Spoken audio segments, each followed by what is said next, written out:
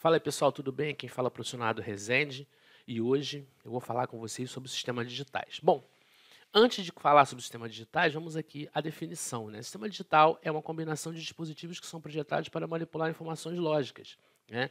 De uma forma geral, genérica, o que é um sistema digital? Ele analisa o comportamento de sinais digitais.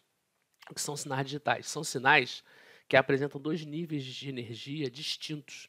Ou seja, nesse caso aqui desse gráfico, né, que eu tenho o eixo, né, X, o eixo Y, essa aqui é a minha origem, minha referência, então você percebe o seguinte, que em determinado intervalo de tempo, essa forma de onda está em 1.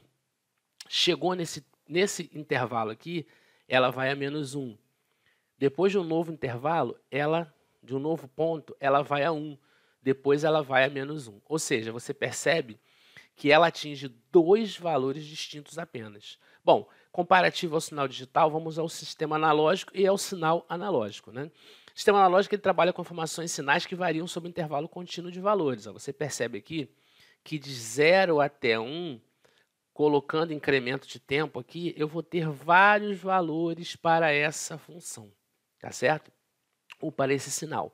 Então, eu tenho N valores nesse intervalo, dependendo do tempo, do interfragmento de tempo. Se for em segundos, eu vou ter um número de intervalos. Se for em milissegundos, eu vou ter um outro número de intervalos. Ou seja, eu tenho muito mais do que dois níveis distintos. Isso caracteriza o sinal analógico. Outra informação que eu passo para vocês é a seguinte. O nosso ambiente ele é quase que totalmente analógico. Então, na verdade, o sinal digital ele é um sinal gerado a partir de uma informação analógica. Tá? Temperatura, pressão, outros parâmetros são informações analógicas. Tá? E a gente gera porque os circuitos eletrônicos modernos são todos analisam sistemas digitais, tá certo? Bom, então vamos dar sequência aqui. Eu vou dar um exemplo agora para vocês, um exemplo rápido de um diagrama de blocos de um sistema de controle de temperatura, mostrando aonde eu tenho informação analógica e onde eu tenho informação digital. Iniciar aqui com a temperatura, é uma informação analógica, ela é lida por um dispositivo de medição, continua analógica. Só que para ser analisada pelo meu sistema, ela tem que ser convertida de analógico para digital através de um dispositivo chamado conversor analógico digital. É muito visto por aí como conversor AD.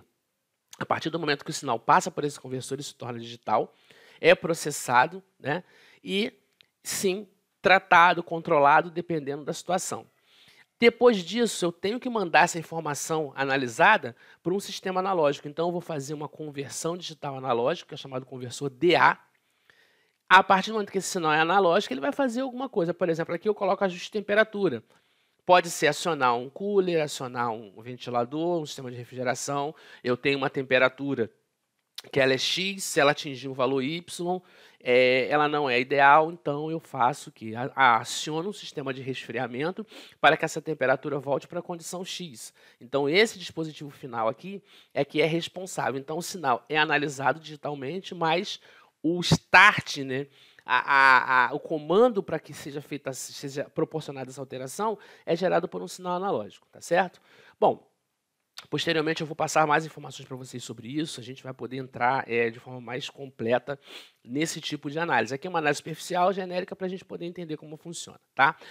Bom, para entender sistemas digitais, nós temos que entender o sistema de numeração. Por quê? Porque os sistemas digitais trabalham com lógica binária. O que seria a lógica binária? Representação de números ou de palavras, que são informações, através de bits, de dígitos binários 0 e 1. Por isso que é digital, eu apresentei aquele sinal com duas informações distintas, porque os bits utilizados para representar uma sequência de informações em sistema digital é 0 e 1. Tá? Mas vamos lá, a gente tem aqui o sistema decimal, que é o sistema que a gente conhece desde que a gente nasce, que a gente começa a ter contato com estudos, a gente entende que o sistema decimal é formado por números de algarismo 0 a 9. Tá? Esse sistema a gente está acostumado, a gente faz operações matemáticas com ele, cálculo, diversas utilizações de ferramentas baseadas nesse sistema de numeração que a gente já conhece. Bom, agora vem a novidade, o binário, e é o sistema da chamada linguagem de máquina. São números formados por logaritmos 0 e 1. Então, eu recebo a informação em decimal, codifico para binário, para o meu sistema digital entender o que eu quero representar, o que eu quero... É uma espécie de comunicação. Eu, por exemplo, falo português e vou falar com o japonês. Eu preciso de um intérprete, caso eu não fale japonês e caso o japonês não fale português. Esse intérprete vai traduzir para o japonês o que eu falo, e quando o japonês falar, ele vai traduzir para mim, para eu poder entender, né, o que está acontecendo. Então, ele traduz para mim de forma que eu possa entender. Eu falo com o intérprete, ele traduz para o japonês para que ele possa entender o que eu falo. Bom, beleza, até aí são dois sistemas, se comunicam através de uma conversão, de uma codificação, eu codifico, decodifico, né? Eu codifico para binário, decodifico de volta para poder entender, tudo certo. Problema, sistema binário, vocês vão perceber que eu utilizo muitos bits para representar números muito pequenos, informações muito curtas. Então, eu vou utilizar muitos espaçamentos de memória para que essa informação seja representada no universo decimal, que é o universo que a gente conhece. Então, o que foi feito? Foram criados múltiplos para que a representação ela seja reduzida e dê a mesma informação. Então, foram criados o sistema octal, que são números formados por logaritmo de 0 a 7, e hexadecimal, que são números formados por logaritmo de 0 a 15. Beleza. Esses 4 sistemas são usados em computação e em sistemas digitais. Existem outros? Existem. Eu poderia ter o sistema Leonardo Rezende? Poderia. Só que não tenho nenhuma comunicação com esses sistemas que estão aqui apresentados. O computador não usa o sistema de numeração Leonardo Rezende, ele usa o binário e o hexadecimal. O octal ele já está telefasado, mas como ele cai em alguns concursos, né, é bom que vocês tenham uma ideia de como é que ele funciona, tá?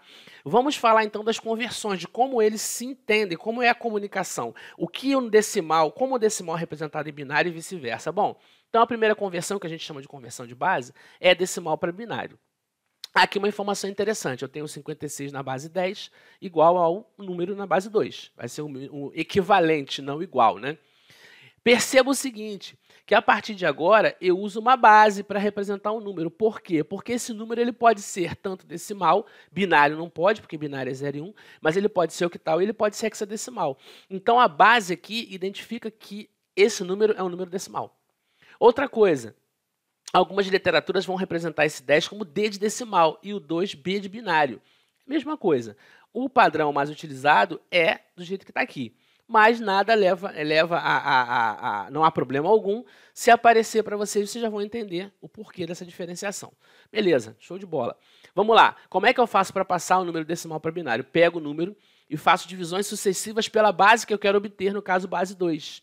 Então, eu pego 56 e divido por 2. Vai dar 28 vezes 2, 56, resto 0. 28 dividido por 2, 14 vezes 2, 28, resto 0. 14 por 2, 7 vezes 2, 14, resto 0. 7 por 2, 3 vezes 2, 6, 7 menos 6, 1, resto 1. 3 aqui dividido por 2, 1 vezes 2, 2, para 3, 1. Então, beleza, fiz a conta. 1 eu não posso mais dividir, porque ele é menor do que a base. O que eu faço agora? Esse número aqui é o representante mais significativo, eu vou escrevê-lo seguido de todos os restos, dessa forma aqui. Ó. Olha para cá. 1 mais significativo, seguido dos seus restos. Ó. 1, 1, 0, 0, 0. Ou seja, o 56 na base 10 ele é igual a 1, 1, 0, 0, 0 na base 2. Show de bola? Tranquilo? Qualquer coisa, vocês voltem um pouco, verifiquem o procedimento. A dica que eu dou é você refazer para poder entender massificamente, mas a ideia é essa, beleza? Vamos lá, vamos para cima. Segundo caso é o contrário agora, eu tenho um número em binário e quero representar em decimal. Então, o número 101110 na base 2 para a base 10. Da base 10 para a base 2 a gente já entendeu. Da base 2 para a base 10 o que eu faço? Escrevo o número aqui e embaixo do menos significativo, que é sempre o último número à direita, o número mais à direita, eu coloco 1 embaixo dele, a unidade. O que eu faço agora? Após passar para o próximo número, eu vou multiplicar essa unidade pela base. No caso é 2, né? Então, o próximo é o quê? 1 vezes 2, 2. O próximo, 2 vezes 2, 4. O próximo, 4 vezes 2, 8. O próximo, 8 vezes 2, 16. O próximo, 16 vezes 2, 32. E assim vai, tá? Conforme quantos números eu tenho. Qual é o próximo passo agora? Eu vou pegar esse número e multiplicar pelo de cima, pelo bit. 32 vezes 1, 32. Ah, esse é o mais significativo. É o número mais de valor de maior grandeza, tá? Então, eu multipliquei 32 por 1, mais 16 vezes 0, mais 8 vezes 1, mais 4 vezes 1, mais 2 vezes 1, mais 1 vezes 0. Somei 32, 40, 44, 46. Ou seja, O número 101, 110 na base 2 é o 46 na base 10. Beleza, pessoal? Vamos agora para a próxima. Bom, passei de decimal para binário, passei de binário para decimal. Passar de decimal para octal, eu peguei aqui o 95 na base 10 para a base 8, é pegar o 95 e dividir por 8. Beleza, vamos lá. 95 por 8, 9 por 8 dá 1, 1 vezes 8, 8 para 9, 1, desce o 5 aqui. 15 por 8 vai dar 1, porque 2 passa. 1 vezes 8, 8 para 15, 7. Esse é o meu resto. Não posso fazer nada com ele, então o que eu faço? 11 dividido por quanto? Por 8. 11 dividido por 8 dá quanto? 1 vezes 8, 8 para 11, 3. Mesmo esquema do binário. 1, 3, 7 é o quociente da última divisão, seguido dos restos nessa sequência da seta aqui, ó. 137. Então, 95 na base 10 é igual a 137 na base 8. Belezinha?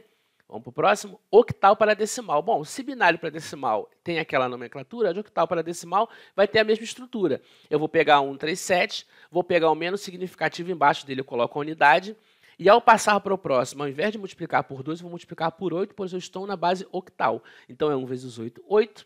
8 vezes 8, 64. O procedimento agora é o mesmo. Ó. 64 vezes 1, mais o próximo. 8 vezes 3, mais o próximo, 1 vezes 7. 64 mais 24, mais 7, 95. 64 mais 24 dá quanto? 64 mais 24 dá 88, mais 7, 95. Beleza?